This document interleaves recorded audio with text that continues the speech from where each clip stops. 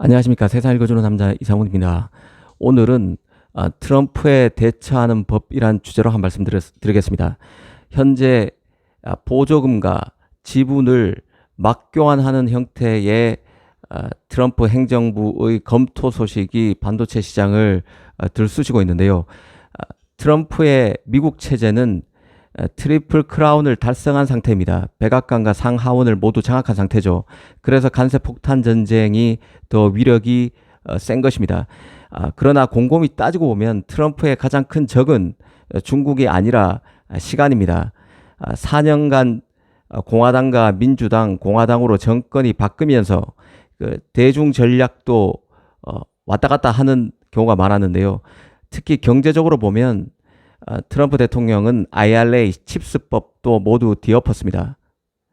결과론적으로 이런 왔다 갔다 하는 정책들이 중국을 자초시키기는커녕 이 반발심만 더 키우고 AI 시장에서 보도 중국의 기술 국산화 속도도 가속화시키고 또 대미국 대응력만 더 키워왔던 것도 사실입니다.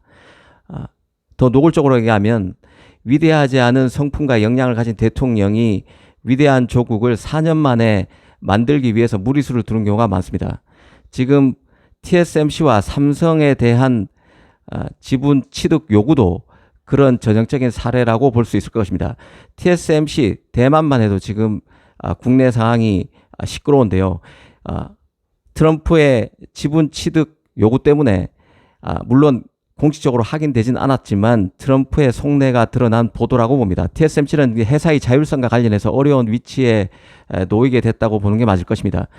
칩스법 보조금과 지분 취득이 맞교환한 형태이기 때문에 TSMC가 자금을 마련하기 위해서 주식 매각에 대한 압력을 받을 수도 있습니다. 돈이 항상 있는 것은 아닌 것이죠. 정치적, 재무적으로 어려운 움직임이 될 수도 있습니다.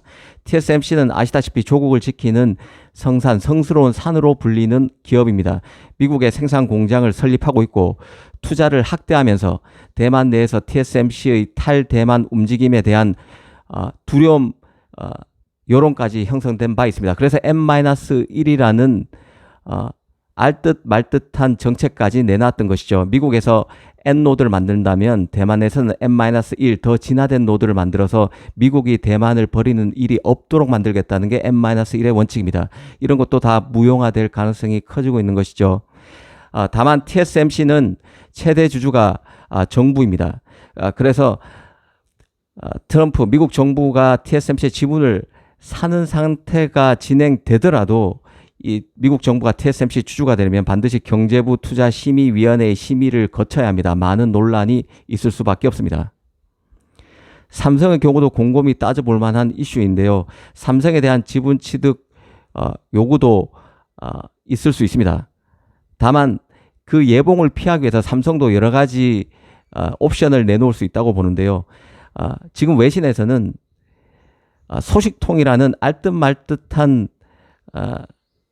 단어를 동원해서 인텔의 지분 투자를 고려할 수 있다는 얘기도 나오고 있습니다. 삼성이 인텔의 지분 투자를 고려하고 있다는 식의 얘기가 나오고 있습니다. 이는 TSMC도 마찬가지인데요. TSMC도 미국 정부의 TSMC 지분 취득 요구에 맞서서 인텔의 지분을 사는 방안도 검토하고 있을 것으로 저는 보고 있습니다. 삼성, TSMC 모두 인텔의 지분을 사는 방안을 고려할 수 있다는 얘기죠. 이전에 그 인텔 M&A와 관련해서 TSMC와 삼성을 비롯해서 미국 빅테크들이 공동으로 인텔을 인수하는 방안을 생각해 봐야 된다고 얘기했는데 인텔이 지금 자금난을 겪고 있는 상황에서 지분 취득을 이런 식으로 미국 정부가 중간에 지렛대 역할을 하면서 인텔 지분 취득을 유도하는 방식을 활용하지 않을까 하는 생각도 개인적으로 하고 있습니다.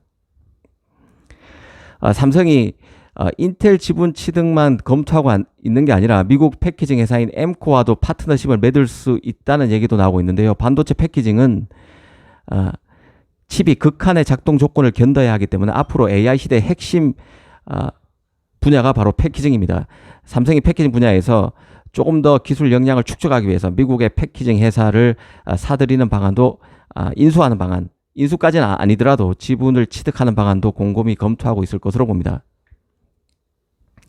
사실 유망한 업체에 대한 공동 지분 취득 방식은 여러 가지 형태로 이전 사례에서도 많이 확인되는데요. 과거 ASML 독점 노광 장비 업체에 대한 뭐 인텔, TSMC, 삼성의 지분 취득이나 ARM에 대한 지분 취득 같은 것들도 다 비슷한 경우죠.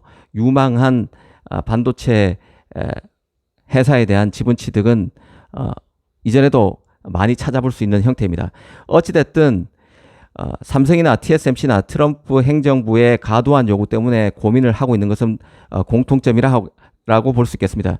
일단 트럼프 대통령의 장단에 다 맞춰서 투자하는 것도 고려하겠지만 그 투자도 결국에는 트럼프 행정부가 끝나게 되면 어떤 식으로 진행될지는 미지수라고 보는 게 맞을 것입니다. 미국이 신뢰감을 주지 못하고 있는 것이죠.